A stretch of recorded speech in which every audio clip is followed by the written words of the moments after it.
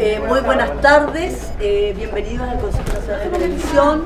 Estamos celebrando, conmemorando, junto con la ministra secretaria general de Gobierno, su secretario de Telecomunicaciones, a sus secretarias GEGOV, Alcatel, Anatel, los canales comunitarios, el aniversario del Día Mundial de la Televisión. En ese sentido, hemos hablado de una serie de iniciativas que tenemos justamente para fortalecer a los medios comunitarios de televisión, impulsar, estimular efectivamente la diversidad y la pluralidad en la pantalla, hacer un más y mejor televisión, y en ese sentido estamos aunando las voluntades con los distintos actores que componen este escenario, actores privados, actores públicos, porque fundamentalmente sabemos que la televisión, pese a todo lo que se ha señalado, sigue siendo el medio más importante a través del cual las familias se informan, se entretienen y se educan. Y en ese sentido hay un rol social y público que la televisión cumple, que para nosotros es fundamental que lo cumpla de la mejor manera, informando adecuadamente, verazmente, combatiendo la desinformación, educando, poniendo programas de televisión de calidad. En fin, hay una agenda nutrida donde vamos a concurrir actores públicos y privados para efectivamente contribuir a democratizar, a fortalecer, a tener una mejor, yo diría, y mayor calidad en nuestra televisión. Así que gracias, y estamos aquí con la ministra, con los subsecretarios, con los representantes de las televisoras para que podamos conversar en torno a este Día Mundial de la Televisión. Antes de que parta usted, ministra, también para hablar sobre el tema, la semana pasada Mega Media estuvo presente en un congreso con diferentes medios de comunicación del mundo, y donde uno de los temas claves que se habló fue sobre la tolerancia y también la juventud. ¿Qué es lo que busca Chile respecto a estos temas también que son importantes? Bueno, la tolerancia es algo fundamental en términos justamente de una agenda de respeto de la diversidad y de los derechos humanos. Estamos viendo además un momento en que en el mundo, no solamente en Chile, el tema de los derechos humanos, yo diría que están siendo puestos en cuestión, cosa que no ocurría antes. Y en ese sentido, el fortalecer la dignidad, la tolerancia, la diversidad, la pluralidad de opiniones, y sobre todo fortalecer la más amplia libertad de expresión, que es algo fundamental, que es la madre de la democracia, pasa a ser un elemento central. O sea, cuando hablamos de tolerancia, estamos hablando de pluralismo, de diversidad, y estamos hablando sobre todo de respeto a los derechos humanos. Y eso es una agenda que está en el primer lugar, no solamente para el CNTV, sino para todos los canales, para el gobierno y para toda la gente que efectivamente quiere que este país tenga una mejor y más democracia.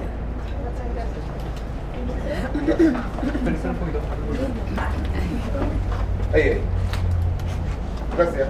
Bueno, primero que todo, saludar a todos y todas quienes trabajan en canales de distinto tipo.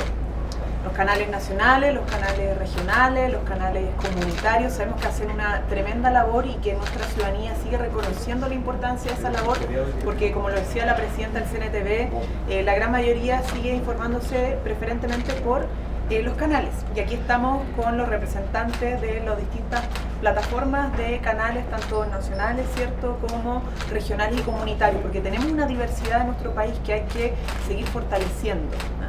Hay que reconocerla, pero también hay que ampliarla, porque eso requiere nuestra democracia, y hoy día lo hemos dicho en nombre del presidente de la República, nuestro interés en esta área y como parte del eje del fortalecimiento de la democracia, que es un desafío programático que tenemos. La relación con los medios de distinto tipo, el trabajo en conjunto es fundamental para amplificar, para diversificar aún más, para tener un ecosistema de medios mucho más diverso y representativo de la realidad de nuestro país. Tenemos un país largo, angosto, con una geografía diversa, con una cultura diversa, con identidades distintas, con creencias religiosas distintas, con opiniones políticas distintas, en fin, o sea, tenemos con realidades étnicas además distintas, tenemos una diversidad, una riqueza muy grande, y qué mejor que las distintas plataformas y particularmente los medios pueden ir expresando esa diversidad. Entonces, en eso hemos estado trabajando, tenemos muchos desafíos por delante en común, y lo principal es que este desafío que hemos asumido como gobierno de ir fortaleciendo la democracia a través de la diversificación y ampliación de los medios siempre sea a la mano del diálogo y en acuerdo, por cierto, con los principales actores involucrados en esta materia. Cuando usted hablaba sobre todo de las fake news, también el tema de las mentiras que se pueden dar en la televisión y que puedan afectar a la juventud, ¿por qué es tan importante apuntar a este público y también sobre el rol de la tolerancia? Sí, bueno, esto es una preocupación mundial, lo habíamos señalado a propósito de la invitación que nos hizo la ODE y que terminó en un grupo de trabajo súper importante, interesante, porque nos abre un espacio de conversación internacional y de acuerdo internacional que recoja las distintas experiencias, pero el tema de la desinformación es una preocupación en todos los países y en todas las democracias del mundo. Por distintas razones todos, sobre todo el mundo público, pero también el mundo privado tiene preocupación sobre cómo avanza, porque desde chicos nos han dicho la información es poder, ¿cierto? La información es poder, el lenguaje además crea realidad, lo sabemos, sobre todo quienes trabajan en comunicaciones, pero hoy día lo que está pasando es que al parecer la desinformación y no la información está adquiriendo más poder. Y eso es preocupante y termina siendo una amenaza para la democracia. Entonces, ¿cómo enfrentarlo? Bueno, avanzando su impacto social en Chile y de manera multilateral con el mundo, recogiendo las mejores experiencias para abordarlo, y eso implica al menos, uno, la alfabetización digital, saber cómo funcionan, por ejemplo, las plataformas, los algoritmos, cómo operan ciertos mensajes en las redes sociales. Es importante educarnos, saber diferenciar qué es lo que es una información veraz de la que no lo es, cómo saber buscar las fuentes, etc. Y esto a propósito del tema de la tolerancia, porque en escenarios de desinformación se generan caldos de cultivo para los mensajes de odio, mensajes más adversariales, ¿cierto? Más discriminatorios, y cuando tenemos una sociedad que está afectada por aumento del bullying, del acoso en redes sociales, de salud mental a propósito de exposición, por ejemplo, de la juventud en redes sociales a ataques. Entonces es mucho más importante asumir la responsabilidad social de enfrentar este tema, porque tiene consecuencias en la convivencia social, no solamente en las democracias, sino que también en la convivencia social. Aquí tenemos obviamente asumido que podemos avanzar de conjunto en esto. Los periodistas que se están formando, evidentemente muchísimo, pero no podemos cargarles solo la responsabilidad a ellos, sino que tenemos que asumir mayor responsabilidad el mundo público, el mundo político, el mundo privado, sin imposiciones, sino que más bien en un acuerdo para avanzar en mejores democracias y mayor convivencia. La fake news, como decían en la OCDE, no puede ser noticia, por eso uso más la palabra desinformación, porque una mentira no debe ser una noticia, ¿no? Pero aquí lo principal es poder avanzar en común acuerdo para enfrentar eso, así que esa es la disposición del gobierno. Ministra, estamos en vivo para CNN, quería preguntarle en otros temas, por lo más urgente en realidad, que son los camioneros. Ayer se había hablado de un acuerdo y ahora no están en las carreteras, se suman además en el norte algunos premios. Complementando a aquellos, ellos dicen que si no los representan, por lo tanto no reconocen el acuerdo que se ha realizado. Yo lo llamaría a revisar los acuerdos y ver los contenidos, porque hemos propuesto en representación del gobierno, el ministro de Hacienda, el Ministerio de Hacienda, 15 puntos de avances en 3 ejes que son sustantivos, ¿cierto? En materia de seguridad, de temas de inversiones y también en temas de combustible y tarifas, que son como los principales temas que se han venido levantando desde los gremios.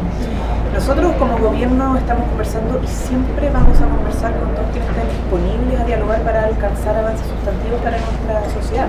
Y eso es lo que hizo el ministro. Esperamos obviamente luego la respuesta, porque iban a conversar con sus bases de representantes de los gremios que tuvieron la voluntad de conversar, pero hay una agenda contundente.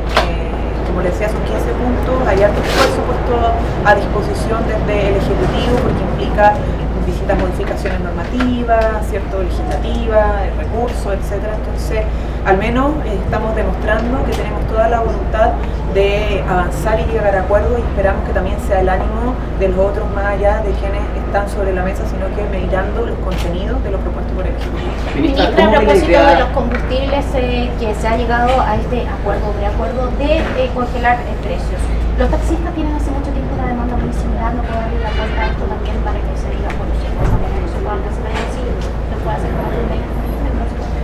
Bueno, obviamente las expectativas cada vez que el gobierno abre espacios de diálogo respecto a otros actores pueden ser múltiples y diversas. Aquí nosotros lo que hacemos cada vez que nos sentamos a dialogar es proponer medidas de avance de manera responsable y entendiendo que lo podemos cumplir. Entonces yo no me adelantaría a nada al respecto.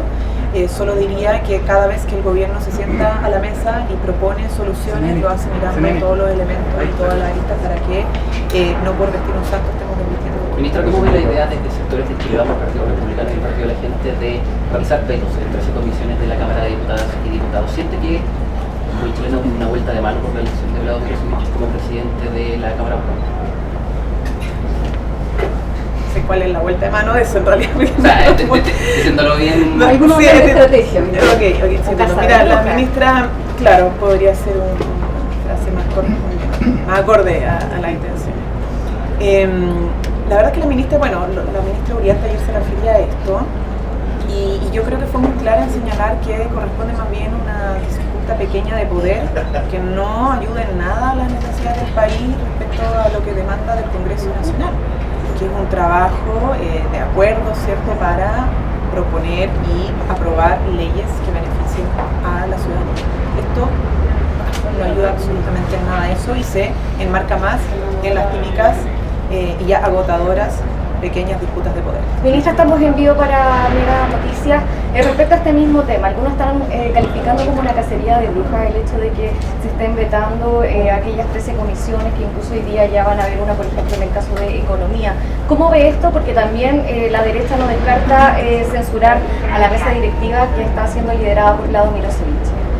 Bueno, el presidente de la Cámara de Diputados y Diputadas ya ha tenido varias amenazas de censura injustificadas y que responden a lo que decía anteriormente, que va en la misma línea de estas amenazas de censura a algunas comisiones donde hemos tenido más presidencias que son intachables desde el punto de vista del trabajo, de la ecuanimidad, en la participación de los distintos actores políticos que las componen, etc. Entonces, nuevamente, este tipo de amenazas no ayudan en nada en el prestigio del Congreso Nacional, en la recuperación de legitimidad y confianza de la ciudadanía, porque lo que espera la ciudadanía es que las distintas instituciones y los poderes del Estado y quienes representamos los poderes del Estado estemos cada vez más a la altura de su necesidad y de responder a su urgencia en vez de enfrascarnos en cosas que de verdad no ayudan a nadie y no le sirven. ¿Esto lo había visto antes como diputado, usted que pasó por varios años también en el Congreso?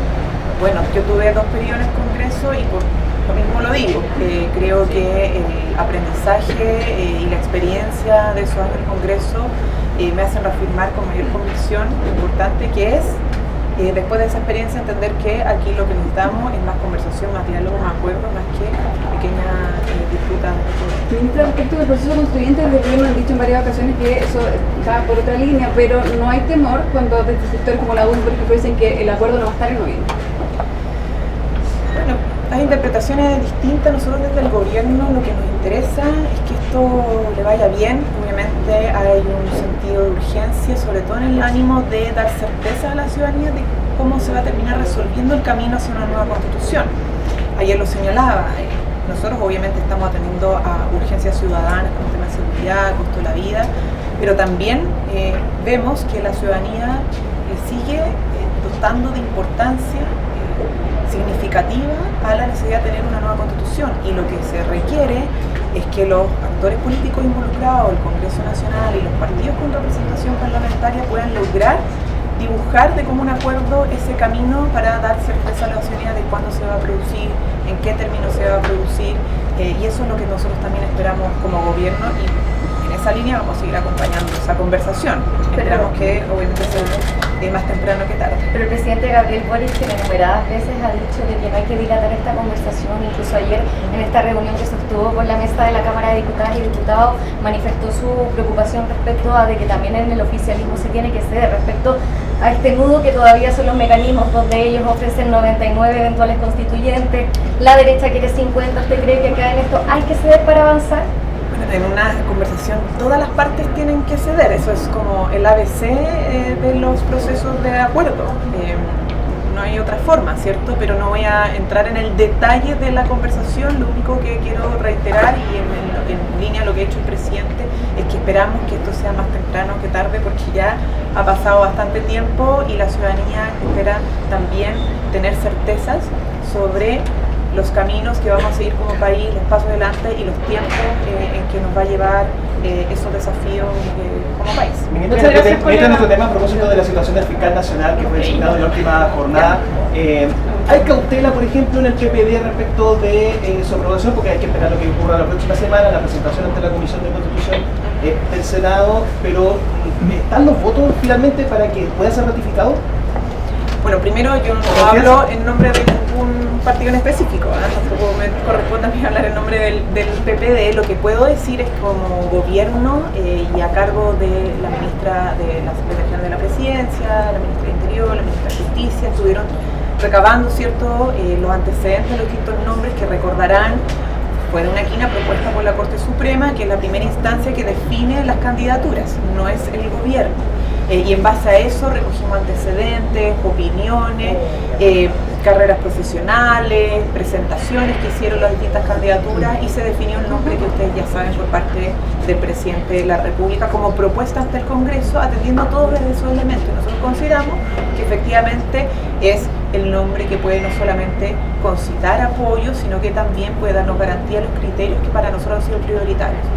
La seguridad ciudadana, la importancia de la persecución del crimen organizado, la mejora en la relación con las víctimas de los delitos y otros temas que son importantes para el liderazgo que requiere la Fiscalía Nacional en estos tiempos. Así que simplemente ahora le corresponde, no nosotros al gobierno, sino que al Senado pronunciarse y ver si hay acuerdo o no con esta propuesta que ha determinado el presidente para que se cierre el proceso de participación de los tres poderes del Estado. Muchas gracias. Bueno, ahí las declaraciones.